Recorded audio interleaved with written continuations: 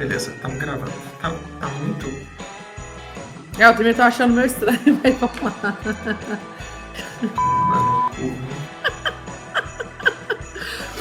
Nossa, Léo, você roubou uma piroca. Vem todo pra frente, todo pra frente. Meu chapéu não, Leonardo. Ali, só a bolinha. Dobra pra frente, como se fosse uma franja. Isso. Aê! Marcelo, fazer um tutorial como pôr chapéu. Ficou muito bom, ficou muito bom. Essa dica ninguém dá. Fala pessoal, tudo bem? Esse é o episódio especial de Natal do PBcast. Aqui quem fala é Léo Costa. E aqui quem fala é Lucila Costa. Sabe o que a gente fez hoje? Eu e a Lu, nós fizemos a nossa lista de pedidos para o Papai Noel, para que ele nos ajude no ano que vem, para que esse mundo seja mais baseado em evidências. Então, na verdade, hoje o nosso episódio é cartinha para o Papai Noel. Solta a vinheta, mas solta uma vinheta especial hoje de Natal, por favor.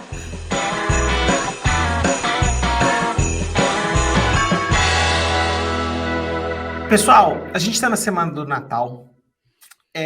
A gente queria montar um especial de Natal, mas a gente não queria trazer o Papai Noel de verdade. O que eu e a Lu fizemos é juntar 10 coisas que a gente percebe quando a gente está ensinando as pessoas sobre prática baseada em evidências, sobre leitura de não somente textos científicos, mas falar sobre ciência como um todo, e que a gente acha que isso é uma preocupação. Então, isso aqui é uma pequena declaração de pedidos para que todo mundo comece a trabalhar baseado em evidência. Antes que as pessoas perguntem, Léo, existe evidência que Papai Noel existe? Não responda, não quebra o encantamento do Natal. A gente vai continuar acreditando na beleza e na doçura do Natal e vamos fazer os nossos pedidos para o nosso querido velhinho. Quais são os nossos pedidos para o Natal e para a gente começar, finalizar esse ano e começar o ano de 2023 cheios de pedidos maravilhosos.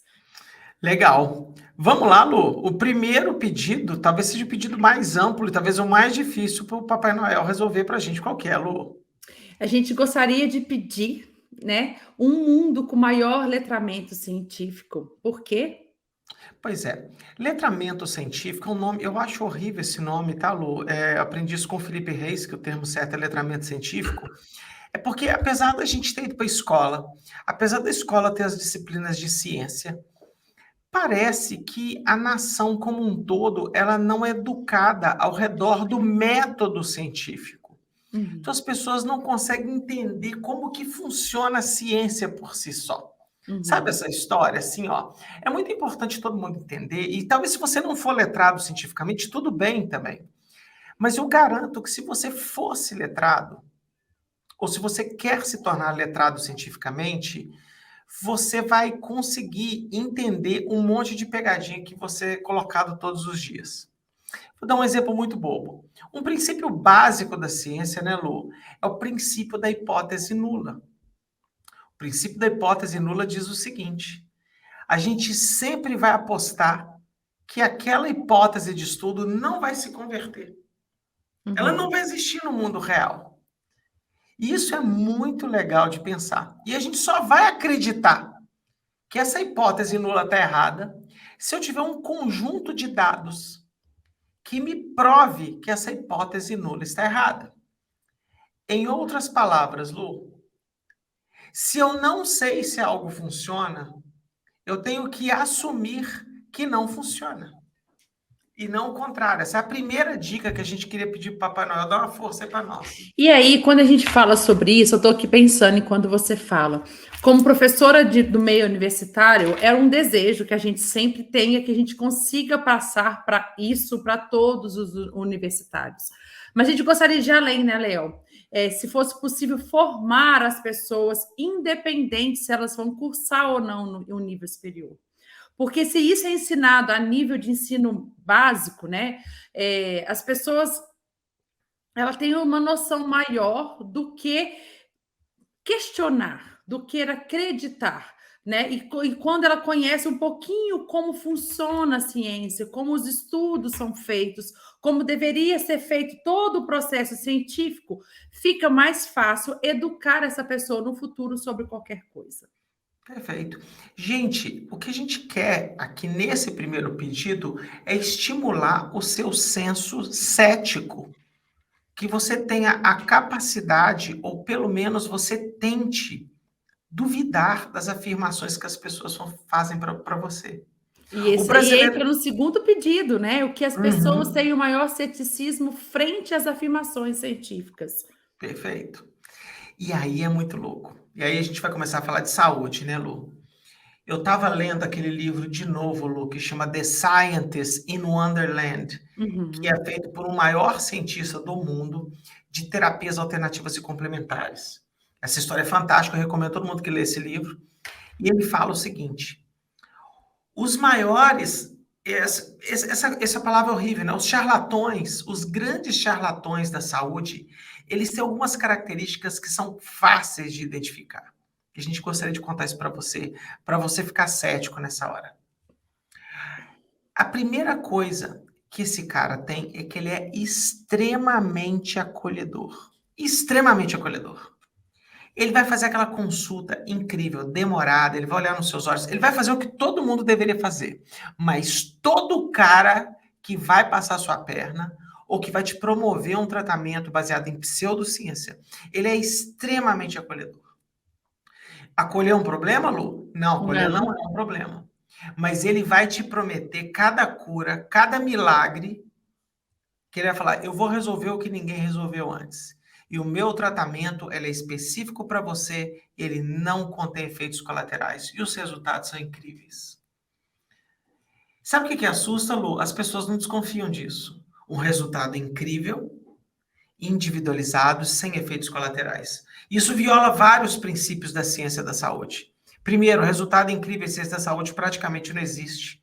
A maioria dos tratamentos em saúde tem efeitos pequenos. É muito raro tratamentos não ter efeitos colaterais. Água tem efeito colateral. Se você beber 5 litros de água, você vai ter um evento adverso de água. Se você fizer muito exercício, vai ter um evento adverso de exercício. Por que o tratamento é sem efeitos colaterais? E as pessoas não pensam nisso. É As isso aí. pessoas acham que só porque é natural, ele é isento de eventos adversos. Entendeu? E aí as pessoas, por exemplo, que sugerem, que falam assim, não, eu posso fumar uma planta, porque é uma planta. Mas o cannabis é uma das maiores portas de entrada para outras drogas. Então a gente sempre tem que pensar nisso. O fato de ser natural não quer dizer nada. Se alguém te falar que tem efeito adverso, que não tem efeito adverso, desculpa, desconfiem. E se a promessa de cura for algo completamente fora do padrão de normalidade, desconfie. E por que Desconfie. que a gente está falando isso, né? A gente, nesse ano de 2023, Meu não Deus. só nesse ano, Tintim, episódio especial vai com vinho, né? Saúde. Mas por que a gente está falando isso? A gente percebeu muito, a gente tem falado muito da famosa fake news. E por que esse é um pedido que as pessoas têm o maior ceticismo? Porque uma fake news, ela nasce de uma história bem contada. Qualquer pessoa que queira divulgar algo, com maldade ou sem maldade, mas quer convencer alguém de algo, basta criar uma história para isso. E muitas vezes essa história, para ser convincente, ela vai usar o termo assim. Os estudos falam, e para mim, quando começa assim, estudos falam, é a mesma coisa de começar. Era uma vez, né? Mas é só para dar um pouco mais de. Como se fala? Credibilidade. Credibilidade para aquela história que está sendo narrada. Então, o que a gente gostaria é que você sim escute a história, mas seja cético. Procure saber se realmente aquilo faz sentido ou não. Vivemos numa era de compartilhamentos. Então, antes de recompartilhar, né, de divulgar isso de ampla forma, cheque primeiro a informação. Procure saber se essa informação é precisa ou não. Antes de se embarcar no tratamento, busque saber informações se ele tem efeito ou se não tem. Cuidado com as promessas grandiosas, igual o Léo comentou, se tem efeito colateral, se não tem, para você realmente falar assim, será que esse tratamento realmente vai trazer algum benefício para mim? Se questione sempre antes de receber alguma coisa. E se você receber alguma coisa e você desconfiar, a gente não compartilhe. É isso. Entendeu? Não sigam essas pessoas. Não sigam os mensageiros da pseudociência. Uhum. Não compartilhe nem no privado na sua rede social, porque isso tudo aumenta o engajamento dessas pessoas. Não brigue com eles nas redes sociais. Cada comentário de hate que você coloca é mais um sinal para o algoritmo que aquilo tudo está andando. Então, simplesmente se afaste dessas notícias. Se a notícia chegar a você, pare o compartilhamento e pare com essa cadeia de disseminação científica incorreta. Perfeito. Beleza? É isso aí. Pedido 3 é um pedido pesado, Lu, que me lembra do episódio número 1 do PBcast, que feito com a Natália Pasternak, que a gente colocou aquela nossa madrinha do nosso podcast, né, Lu? Uhum. E a Natália Pasternak usou uma frase assim: as universidades são muito permeáveis à pseudociência. Então, nosso terceiro pedido para o Papai Noel qual que é, Lu? Que as universidades expurguem todas e qualquer atividade de ensino baseado em pseudociência. Você sabia, pessoal, que as universidades ensinam pseudociência lá dentro do departamento? Às vezes, um departamento que tem pesquisador também tem um cara que nada mais é do que um crente sobre uma determinada coisa. E ele ensina abertamente para as pessoas. A universidade é um ambiente altamente permeável à pseudociência. E é ensinado em faculdades de medicina, em faculdades de nutrição, de fisioterapia, de enfermagem, Psicologia. psicologia, coisas que são completamente refutadas pela ciência, ou tão mal investigadas, ou não investigadas a ponto que ela não deveria ser ensinado. E aí eu devo imaginar assim, deve ter um monte de gente escutando esse episódio agora e perguntando assim, mas por quê? Por que que é ensinado? Por que que não só ensina aquilo que já tem evidência? E aí eu fico pensando na prática, o que é ser professor hoje de uma rede universitária, né? Em qualquer lugar. Primeiro, porque as pessoas, quando ensinam, muitas vezes, dependendo da pessoa, é muito difícil separar aquilo que ela está propondo a ensinar das suas crenças pessoais.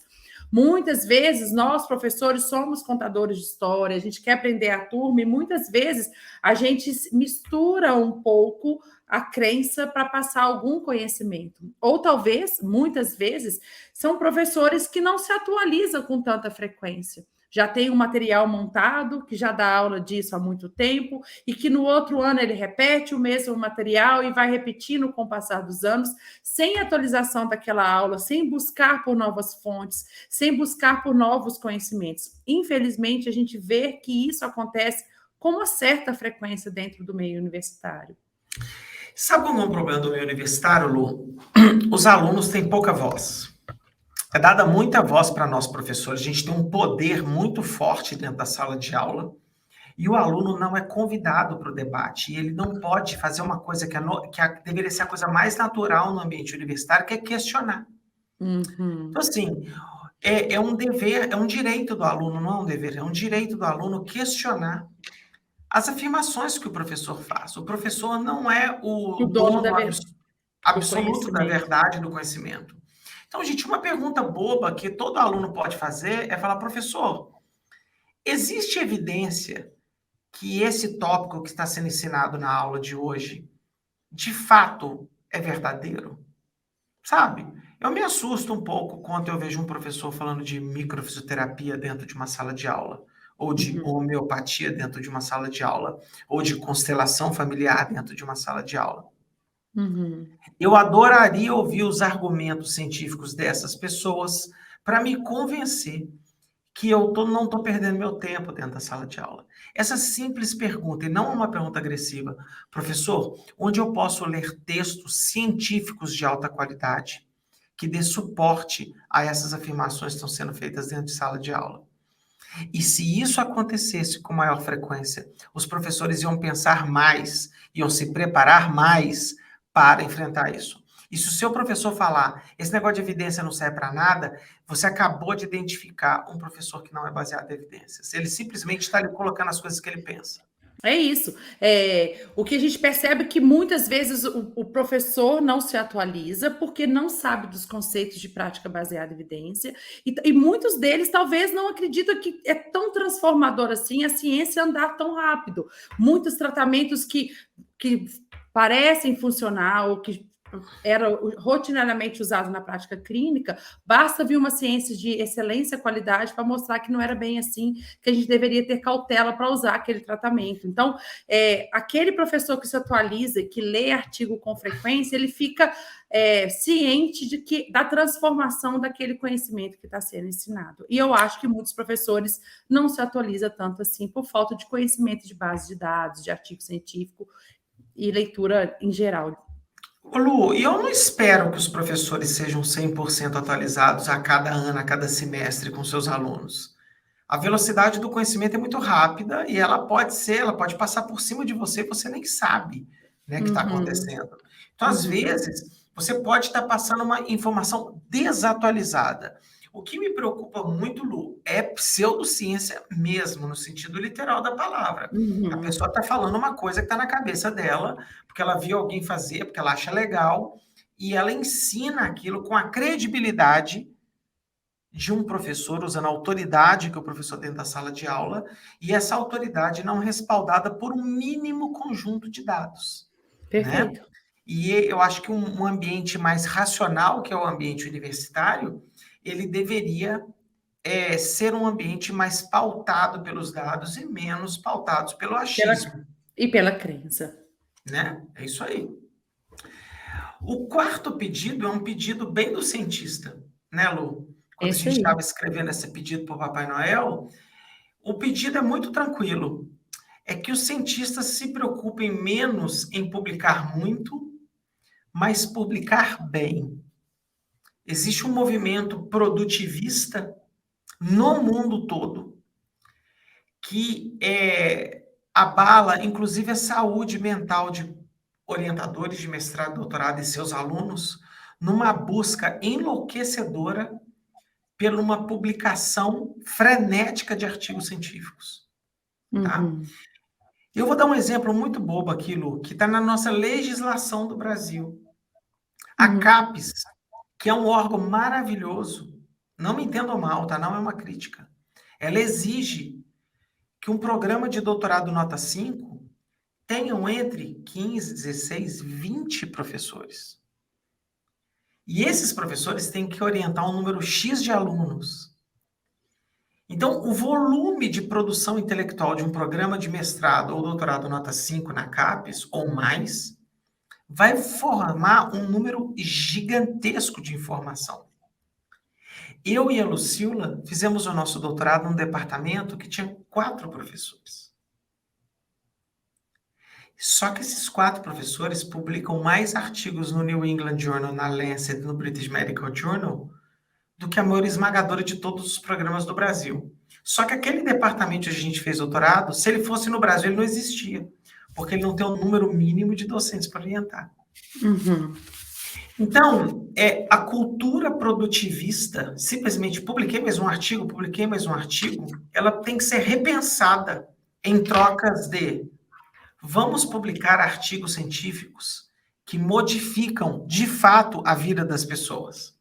Artigos científicos de qualidade, e não publicar por publicar, colocar na rua por colocar, porque muitas vezes por ser pedido, por ser métrica, por ser meta, e sim publicar porque tem uma ciência de qualidade para ser divulgada, algo que vai mudar o impacto social, o impacto científico de pesquisa, que realmente muda o conhecimento, e não apenas por preencher número de publicação.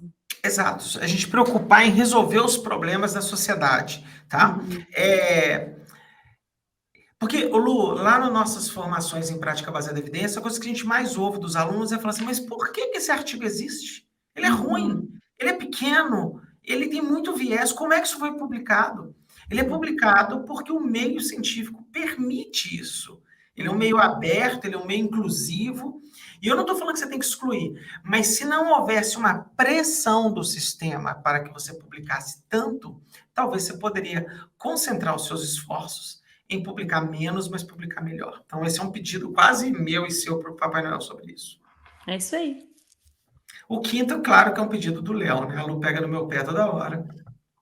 Era que, a partir de 2023, todos os clínicos, antes de tomar qualquer decisão, passasse num site que chama www.cochranelibrary.org e tentasse procurar evidências na base de dados de revisões sistemáticas, que se chama Cochrane.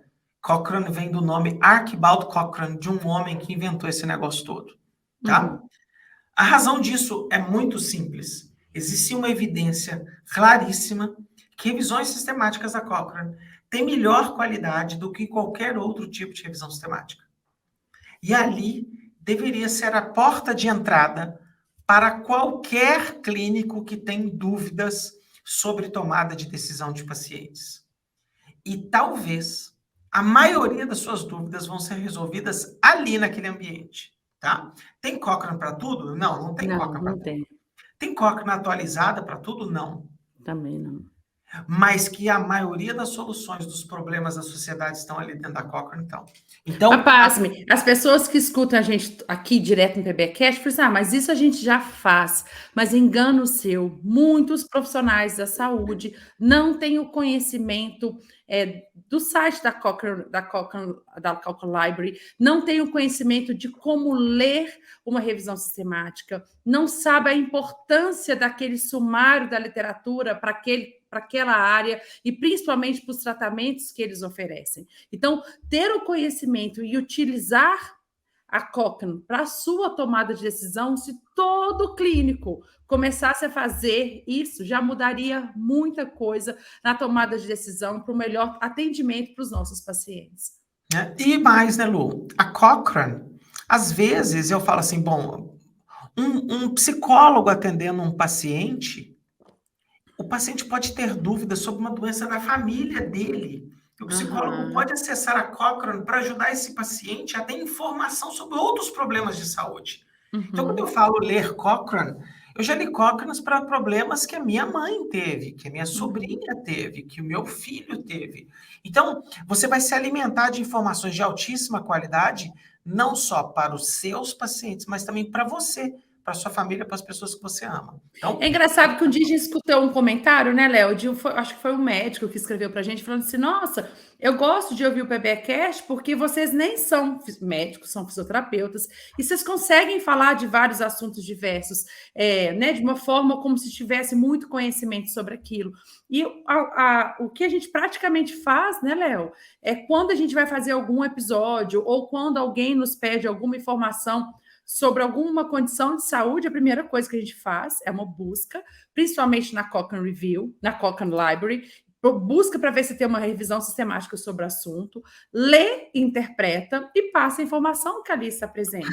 Então, muitas vezes, passa a impressão para o seu paciente ou para você que é comunicador de saúde nas redes sociais, que você domina um certo tópico ou que você sabe falar bem sobre a área da saúde, porque você foi atrás de uma informação precisa para passar essa informação para os seus ouvintes ou para os seus pacientes, para quem você gostaria de informar. Então, a gente pede encarecidamente que todos vocês façam isso a partir de agora, que vocês busquem informações, se possível na Cochrane, que é de uma qualidade metodológica absurda, para informar os seus pacientes e para a tomada de decisão do que fazer com os seus pacientes. Quer um exemplo? Eu acabei de dar uma aula meia hora atrás e eu mostrei o site da Cochrane para os nossos alunos. E eu, por acaso, eu fui de propósito no grupo da Cochrane de medicina alternativa e complementar. Por quê?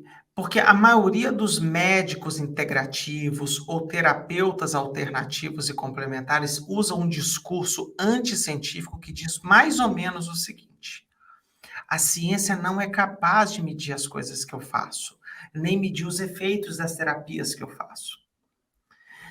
Tem mais de 800 revisões da Cochrane de terapia alternativa e complementar. Aí nós estamos falando de revisão sistemática. Ou seja, se cada revisão tiver 3 artigos lá dentro, nós estamos falando de mais de 2.500, 3.000 artigos científicos que já testaram os efeitos de terapia alternativa complementar, que depois foram sumarizados numa revisão sistemática. Então, você acha lá coisa de acupuntura, de homeopatia, de tai chi chuan, de yoga, de tudo que você imaginar, de ginkgo biloba, de produtos naturais. Então, você fala, não, não é possível. Não, tanto é possível que já foi medido, já foi testado, foi publicado e foi feita a revisão sistemática da Cochrane sobre o assunto. E várias revisões positivas a favor do uso de terapia alternativa. É legal, você me fez lembrar quando a gente começou a dar aula para psicólogos, né? Que a gente começou a falar um pouquinho sobre evidências das técnicas utilizadas e das terapias utilizadas pelos psicólogos. E a frase que a gente mais escutava que era impossível medir em estudos controlados, autorizados, o que eles fazem por ser uma ciência mais individualizada, alguma coisa assim. E essa fala, muitos dos alunos que nos questionavam eram pessoas que estavam na graduação, ou tinham acabado de sair da graduação, que escutaram isso de seus professores. Ah, estão lá falando de prática baseada em evidência e psicologia, mas é impossível fazer isso na psicologia. E eu lembro que a gente mostrou assim, olha, impossível não é, porque tem vários estudos controlados, aleatorizados, que mediram o efeito da intervenção da qual você está falando. E mais, já existem milhares de Cochrane Reviews sobre esse assunto também. Então, tem um corpo de evidência muito grande e muito robusto para falar se isso funciona ou se não funciona. E o legal é que muitas pessoas vêm com o conceito de anticiência e da técnica da qual muitas vezes a ciência respalda o uso. Mas também algumas não têm respaldo. E aí é onde as pessoas que usam muitas técnicas, por exemplo, da psicologia, que não têm respaldo científico, tentam convencer que não deveria ser utilizado o método científico simplesmente porque não tem evidência da técnica favorita. Então, a gente tem que ter cuidado em relação a isso quando julgar se é possível ou não fazer estudos para mostrar a eficácia da intervenção daquilo que vocês fazem nos seus consultórios. Lu, eu vou insistir pro resto da minha vida com esse exemplo. Nós já colocamos, nos anos 70, 60, um cara dentro de uma nave espacial. O cara subiu, foi lá na Lua, saiu da nave, botou uma bandeira dos Estados Unidos, voltou para dentro da nave, ligou a nave, voltou para o planeta Terra, pousou e ficou vivo muitos anos. Isso não é ciência exata.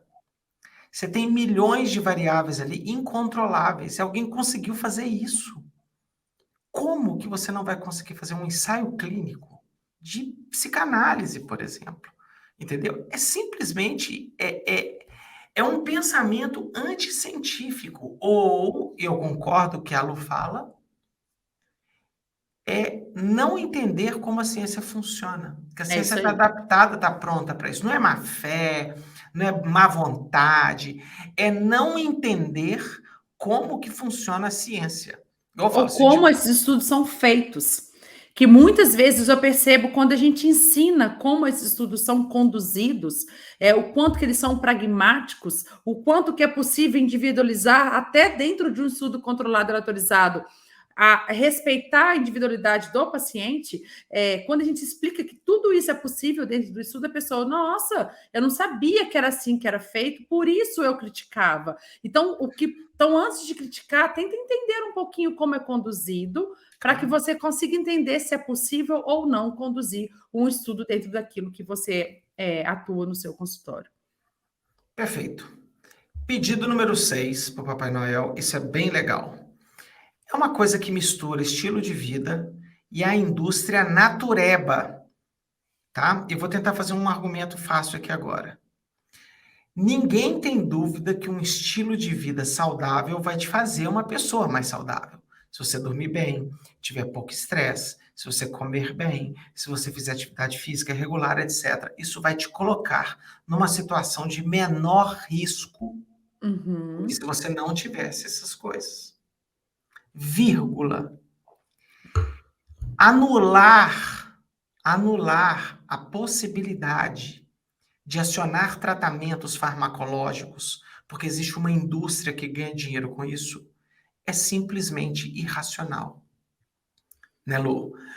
Muitas coisas podem ser resolvidas, sim, com tratamentos farmacológicos, com cirurgia, com outras coisas. E sim, as pessoas vão ganhar lucro com isso, porque o lucro não é um problema fazer lucro. Né? Se uma indústria produz uma vacina e ela salva milhões de pessoas, é mais do que justo que ela receba o lucro por isso. Mas existe um problema perigoso nesse momento, Lu. Existe uma indústria natureba que ganha muita grana que quer criar um vilão do outro lado, dizendo que a Big Pharma é uma vilã. Quando, na verdade, essas duas coisas podem andar perfeitamente em paralelo. Né, Lu? Tem pessoas que não vão conseguir se alimentar bem, talvez porque elas não têm dinheiro. Tem pessoas que não vão dormir bem porque ela não vai ter como, porque ela tem uma mãe para cuidar, porque ela tem um bebê dentro de casa. Vai ter pessoas que não vão conseguir controlar o seu estresse porque é super difícil controlar. Existem formas não farmacológicas para resolver isso. Mas ignorar que drogas como a simvastatina, por exemplo, não pode ajudar você a reduzir seu risco cardiovascular, é simplesmente ignorar um princípio muito básico da ciência, que um monte de gente estudou aquele troço e que pode ajudar as pessoas. Né, Lu? Eu e a Lu, a gente odeia remédio. Eu fui filho de dono de drogaria, né? Eu fui criado dentro de um ambiente de farmácia. Isso não quer dizer que a farmácia é malvadona. Então, assim, vamos tentar usar um bom estilo de vida para evitar o máximo possível de usar. Mas não vamos demonizar a Big Pharma, os big laboratórios de análises clínicas, os exames, as cirurgias, as próteses, porque elas estão aí para ajudar a gente. A gente está vivendo mais e talvez seja por influência dela. Olha, eu tô te ouvindo e tá passando uma retrospectiva dos episódios desse ano na minha cabeça. Se a gente a gente for olhar qual foi a mensagem mais frequente em quase todos os episódios, com diferentes especialistas de áreas totalmente diferentes, foi que para muitas doenças ou condições de saúde, sejam elas físicas ou mentais, o estilo de vida saudável é a solução para muita coisa e faz parte do tratamento.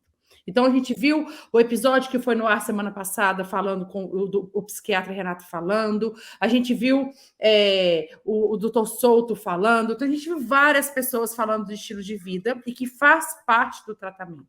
Mas a gente sabe também, que eu gosto de falar isso assim, todo mundo sabe que, por exemplo, que comer bem, exercitar, não fumar, consumir pouco álcool, tudo isso faz bem ou melhora a sua condição de saúde. Mas nem é todo mundo que está pronto para fazer sozinho.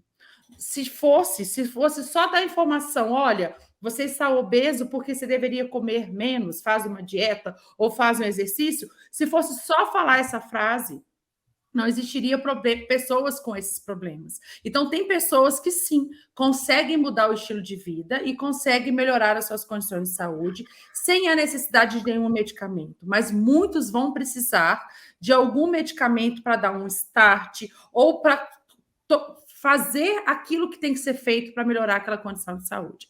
Quando a gente fala do big vilão, que você falou da Big Pharma, é que muitas das pessoas que só defendem o hábito saudável, que eu também defendo, mas eu também sei que muitas vezes sozinha eu não consegui, que é muito lindo falar, se fosse assim eu não estaria com excesso de peso, que eu estou no momento,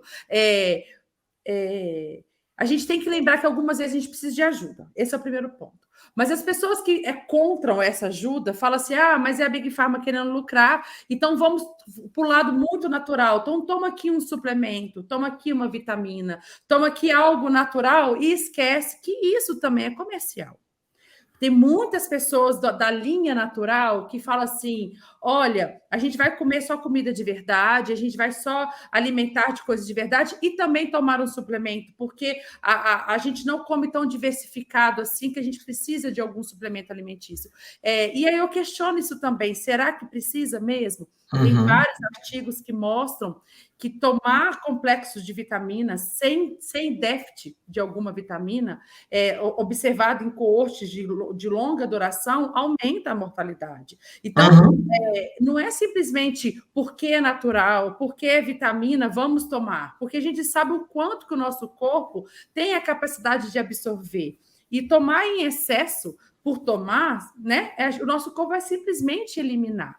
E existe alguma associação do excesso do uso sem necessidade, parece aumentar a mortalidade com o passar dos anos. Isso é a ciência que mostra, não é a minha opinião. Então, assim, o que a gente tem que olhar, assim, sim, vamos estimular um estilo de vida saudável, mas lembrar que talvez você precise de ajuda para alcançar a sua meta. Perfeito. Cuidado para não colocar o demônio no lugar errado, de criticar o Uhum. medicamento por ser indústria, por ser lucro, e ao mesmo tempo comprar um monte de suplemento que não precisava estar tomando também, e que é uma indústria e que também tem lucro. Então, Perfeito. vamos usar a ciência para que ela precise e a favor daquilo que é necessário fazer. Perfeito. O pedido número 7 que a gente fez para o Papai Noel é o inverso disso. Trocar um estilo de vida ruim por um monte de remédio pode ser catastrófico. Então, a gente também vê pessoas que tomam remédio para dormir, quando acordam, tomam remédio para ficar no estado de alerta, que usam remédios para poder comer bobagem, que usam adesivos para poder fumar, e que fazem umas diversas coisas em que você também ignora um estilo de vida saudável por um monte de medicamento. Então, assim, a inversão também é verdadeira. O que a gente está Inversão de falando valores, né, Léo? o que a gente está falando aqui, basicamente, é tentar arrumar um estilo de vida saudável e, sempre que necessário, não ignorar aquilo que outras coisas não naturais possam nos ajudar. Então, você lembrou muito bem no episódio do Dr. Renato, ele falou assim, cara, atividade física vai ajudar a controlar a depressão, mas muitos quadros depressivos não são reversíveis só com atividade física. Você vai ter que entrar com medicação. Entendeu? E falar, força aí, Lu, seja positiva, isso não vai resolver a vida das pessoas. Até porque, né, Léo, muitas vezes quando a gente fala de depressão, eu aprendi isso recentemente, que as pessoas têm mania de falar que depressão associar com tristeza. E nem sempre ela está associada com tristeza, né? Pode estar associada só com perda de energia. E se você sabe que o exercício físico ela pode te ajudar no quadro, mas se você está num quadro depressivo, você não tem energia de sair de casa para fazer o exercício. Então você sabe o que tem que ser feito, mas você não consegue fazer por um quadro depressivo. Então, muitas vezes, sim, o medicamento vai ser necessário para que você tenha uma energia, um ânimo mais alto para começar a fazer aquilo que você sabe que tem que ser feito, mas que você não está conseguindo fazer por um quadro depressivo, por exemplo. Perfeito. Ô Lu, o pedido número 8 é quase que um pedido de vários seguidores da minha página que fizeram para mim durante as eleições, que é para eu me posicionar politicamente sobre um assunto. Bom, eu não me posiciono em favor de candidato A ou B, mas eu me posiciono em sentido a pautas que eu acho que são importantes para o desenvolvimento do nosso país, simplesmente porque eu sou brasileiro, eu amo esse negócio. Eu quero mais é que a gente tenha uma vida legal. E o nosso oitavo pedido para o Papai Noel é que o Brasil tem uma política clara em favor de ciência e tecnologia. E eu vou falar por quê, tá, pessoal? Primeira coisa que eu vou educar todo mundo. A maioria das pessoas não sabe a diferença entre educação e ciência e tecnologia. Então, eu fiz lá no Twitter vários posts sobre ciência e tecnologia, e o que eu ouvia de volta era sobre educação. E educação é uma coisa, ciência e tecnologia é outra. Educar é pegar uma coisa pronta e ensinar para as pessoas. Ciência e tecnologia é desenvolver um novo conhecimento. E isso é tão verdadeiro que no Brasil eles estão em ministérios diferentes, tá? Eu e a Lu, nós trabalhamos numa área em que a gente é apoiado pelos esses dois ministérios. Então, por exemplo, a CAPES, ela está no Ministério da Educação, mas o CNPq está no Ministério da Ciência e Tecnologia. E o que mais me decepcionou na última eleição é que se você olhasse o plano de governo de todos os candidatos... Todos. O Ciência e Tecnologia era o menor parágrafo. Eu não estou falando texto, não. Eu estou falando parágrafo de todos. Do que ganhou, do que ficou em vice, do que ficou com 1%, do que ficou no traço, do padre, de todo mundo. É assim, ó. Vamos fomentar a ciência e tecnologia do país. Como? Qual o plano? Sabe, isso é plano. Vai pro inferno. Isso não é plano. Então, assim, isso me mostra que os líderes desse país sequer entendem o que é ciência e tecnologia. E aí tem uma coisa muito louca. Aí eu vou misturar agora educação com ciência e tecnologia. Quando eu abri esse debate no Twitter, que é uma rede mais quente, mais calorosa, as pessoas falam assim, a gente não tem... Sabe por que as pessoas não sabem a diferença? Porque elas não são educadas. Então a gente tem que socar dinheiro na educação básica. Eu concordo que tem que socar dinheiro na educação básica. Mas para você colocar dinheiro na educação básica, você não tem que tirar da educação superior, não. Porque as pessoas continuam crescendo, continuam tendo demanda para o trabalho. Entendeu? Ensinar as crianças a ler, escrever, fazer as equações e pensar ceticamente é uma coisa. Mas a demanda por engenheiro, por arquiteto, por advogado vai continuar existindo. Você não pode tirar dinheiro da educação superior para dar para a educação básica. E muito menos, pessoal. Eu estou segurando sozinho essa fala, até para ficar uma Não, fala pode sozinha, ir. tá? Uhum. Porque isso me fica um pouco irritado, um pouco. O agro brasileiro é um exemplo para o mundo inteiro, não é porque a gente tem um solo rico, é porque tem ciência pra caralho ali investido, pela Embrapa, por exemplo. Uhum. Então, quando você vê os métodos de irrigação, os métodos de fertilização, os métodos de cuidado do solo, escolher os melhores locais e tudo, faz com que a gente produza muito mais alimento e venda alimento para o mundo inteiro. Então, a gente consegue abastecer o Brasil e abastecer o mundo inteiro. Porque tem ciência ali dentro. Não é a fazendinha do tio que planta sementinha com a mão. São as grandes fazendas que produzem muita carne, produzem ovos, produzem frango, produzem plantas, para a gente poder comer e fazer essas coisas. Se a gente não... Por que a gente é um grande exportador de petróleo por causa da Petrobras? Porque a Petrobras tem dinheiro pra cacete em ciência e tecnologia, em como extrair petróleo e por aí vai. Mas se a gente não investir forte em ciência e tecnologia, o Brasil, pro resto da vida, vai vender minério de ferro e petróleo E vai importar tecnologia. e vai importar computador da China. A E gente vai tem que desenvolver aqui dentro. importar iPhone, importar coisa. Então é o seguinte, se a gente não pode esquecer disso. Não podemos deixar que os nossos políticos, eu sei que o Brasil é cheio de prioridade, mas um tiquinho de dinheiro bem investido em ciência e tecnologia pode transformar o Brasil numa potência, porque tem cara inteligente, tem cara que quer estudar, tem gente que quer fazer. O conhecimento está aqui. E às vezes você não tem dinheiro para fazer. Entendeu?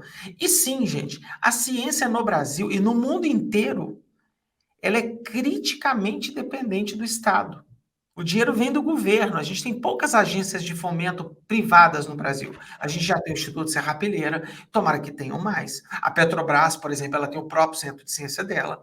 Mas, por exemplo, em ciências da saúde, você vai ter o Instituto Butantan, a Fiocruz, e olhe lá, que são órgãos meio público também, entendeu? Elas são de órgãos públicos. Então, assim, é importante usar o nosso PBcast aqui para que a gente fique de olho e fale assim, quem é o novo ministro da Ciência e Tecnologia do Brasil? Quem é o secretário de Ciência e Tecnologia do seu estado, da sua cidade? Quem é o cara que está coordenando a FAP da sua cidade, a Fundação de Apoio de Pesquisa? A FAPESP, em São Paulo, a FAPEMIG, em Minas Gerais, a FAPERJ, no Rio de Janeiro. Por que sempre falta dinheiro nessas agências? Como garantir Por que sempre o corte acontece ali primeiro? Eu já contei algumas vezes, né, Lu? Eu ganhei um edital universal do CNPq em 2018, em que eu tenho que prestar conta do dinheiro que eu não recebi. Então, eu ganhei, fiz festa, tá lá no meu currículo, eu ganhei, mas na verdade o dinheiro nunca caiu na minha conta.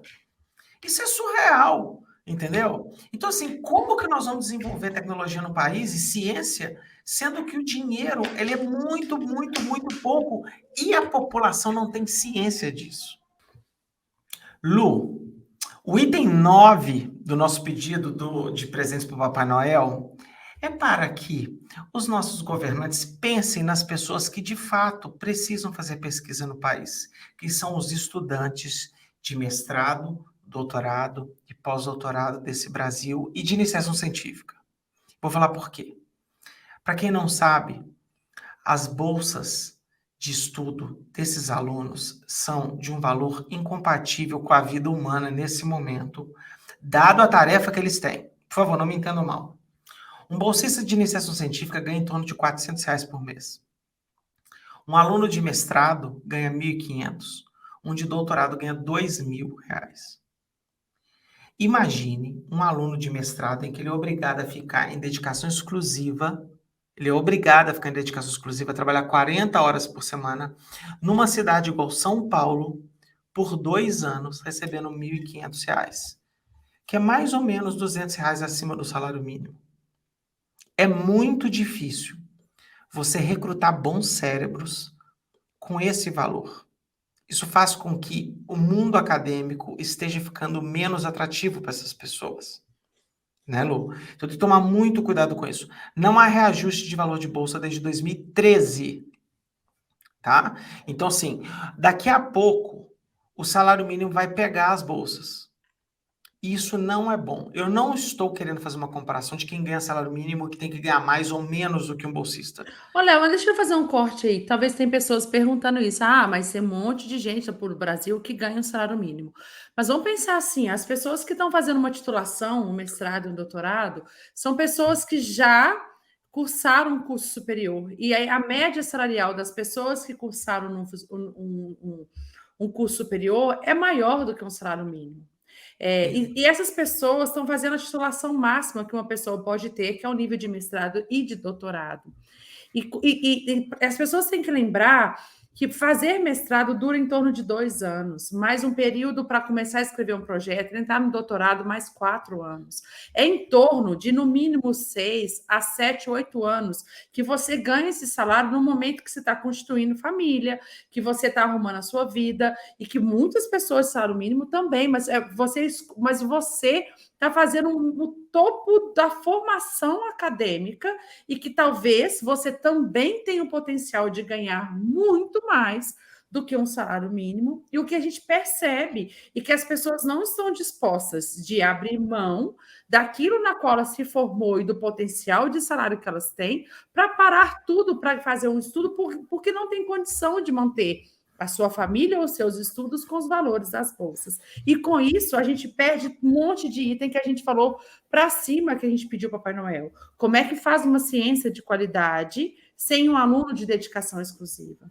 Como é que faz um artigo de qualidade, que eu acho que foi o nosso pedido número 4, que a gente quer menos produtividade, mais qualidade nas publicações, sem alunos de dedicação exclusiva. Acaba que eles fazem pesquisas pequenas, com falhas metodológicas, porque são alunos que trabalharam o dia inteiro e fizeram coleta de dados de madrugada, ou que escreveram seus artigos de madrugada e fizeram o mínimo, e várias falhas acontecem nesse momento, e aí a gente acaba, de novo, fazendo só produção por produção, ao invés de qualidade, porque não deu qualidade para o pesquisador principal, que é um aluno de pós-graduação de stricto sensu.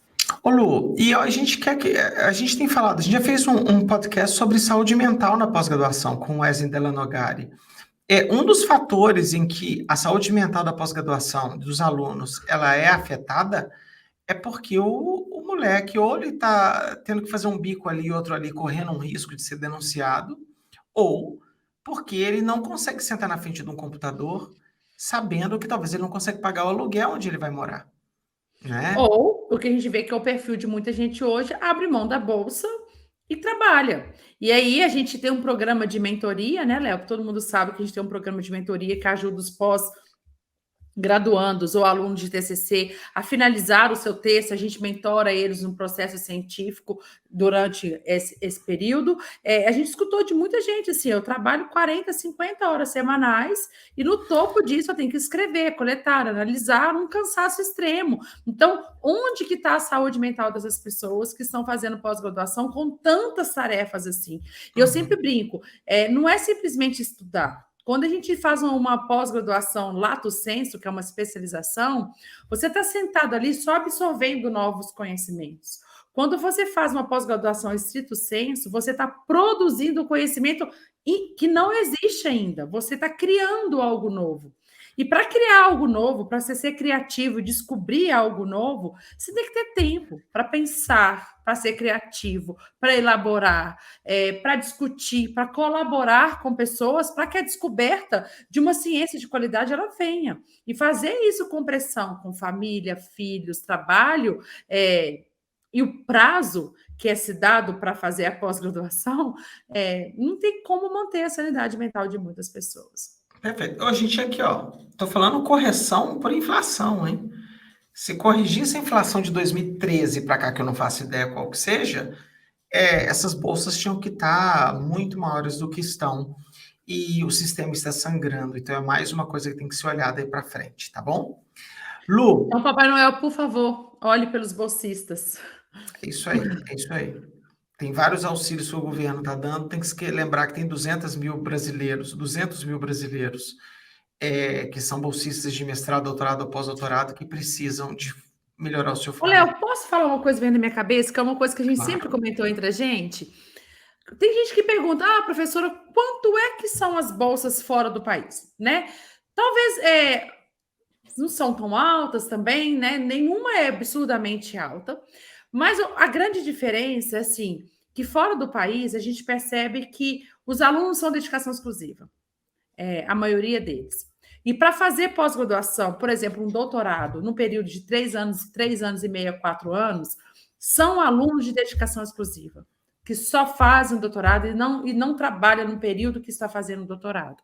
E isso é muito mais fácil você fazer qualidade e manter a saúde mental em ordem. Quando se tem um aluno que precisa trabalhar, que é um aluno que chama de part-time, que é o aluno que faz um período após graduação e o outro período ele trabalha porque ele precisa da renda para manter a sua família, o prazo é estendido. Essas pessoas part-time fora do país, que trabalham só meio horário na pós-graduação, eles fazem doutorado part-time, quer dizer assim, ao invés de terminar em 4 anos, você vai fazer em 8 anos o seu doutorado, porque você está dedicando só metade do seu tempo. E isso também não existe no Brasil. Então, assim, se não for possível, talvez, mexer tanto nos valores das bolsas, que era o nosso primeiro desejo, que reconsidere os prazos daqueles que não são dedicação exclusiva, para conseguir fazer com qualidade, com o tempo adequado de fazer. Eu tenho vários alunos que trabalham um período gigante, que já são professores acadêmicos, que tudo que eles queriam era mais tempo para fazer com qualidade. Eles são excelentes, assim como os alunos de dedicação exclusiva, mas não é humano ter que fazer tudo no período noturno, no período extra, para conseguir fazer isso, porque o cansaço, uma hora ele te vence, e é difícil produzir com qualidade nessas condições. Perfeito, perfeito. Muito bom. Muito bem lembrado, Lu. Pessoal, a última coisa que a gente gostaria de pedir para Papai Noel era que todo profissional de saúde do Brasil tivesse a capacidade de ler a porra do paper inteiro, tá? A capacidade. O nosso famoso LPPI. Tá? Todo mundo que segue a gente Tem um bebê sabe. chorando no fundo. Não tem problema. Vamos Não, vamos continuar. continuar. Pedro, segura a onda aí que a gente está acabando. É fazer o LPPI de uma forma adequada. Que profissionais de saúde não sejam reféns a resumos de artigos científicos. Que não seja o seguidor da notícia científica do Instagram, entendeu? E que ele tenha a capacidade de fazer uma leitura de um texto científico e saber separar o joio do trigo. Tá? Essa é a nossa grande luta. Nesse ano, Lu, passaram pelos nossos cursos mais de 1.600 profissionais de saúde. E não é que a gente quer mais, a gente gostaria que fosse muito mais, por várias razões, mas uma delas é para melhorar a qualidade da assistência na população. Então, assim, gente, comece a se interessar por isso, e no ano de 2023 nós vamos continuar aqui com o PPcast, com todas as atividades no YouTube, no TikTok, no Instagram, no Spotify, em todo lugar, tentando ajudar vocês a discernir a evidência de má qualidade da de boa qualidade, para vocês tomarem decisões mais assertivas no futuro. E aí, esse pedido, viemos aqui vestidos de Papai Noel para tentar ajudar o Papai Noel. Eu sei que a gente já ajuda muito, a gente já dá muita ferramenta para todos vocês aprenderem como ler uma pesquisa científica. E ano que vem a gente está preparando ainda mais materiais para vocês, para que a gente consiga que cada vez mais as pessoas parem de trazer informações de estudos inadequados para aquela informação.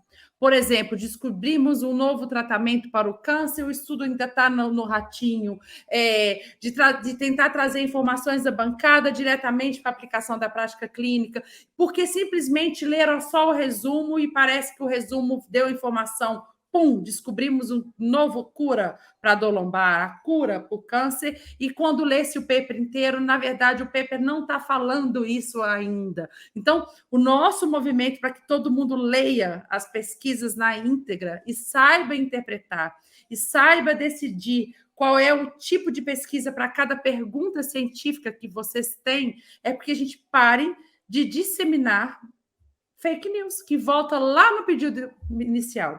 Quanto mais pessoas saberem extrair informação, menos divulgação de pseudociência a gente vai ter, o menor letramento científico a gente vai ter, né, o maior letramento científico a gente vai ter, e com isso a gente consegue ajudaram o Papai Noel em vários quesitos que a gente pediu aqui hoje. É isso.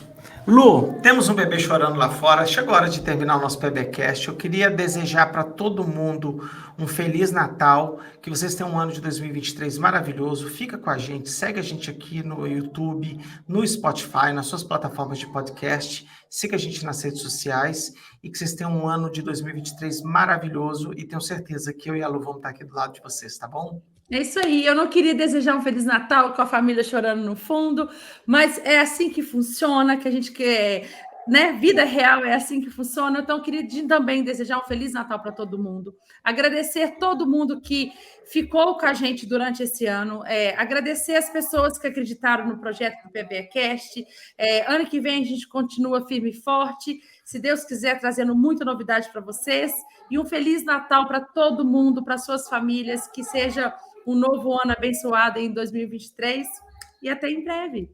É isso aí. Gente, um super beijo e até o próximo episódio. Um beijão. Tchau, tchau. Tchau, tchau. Tchau, tchau.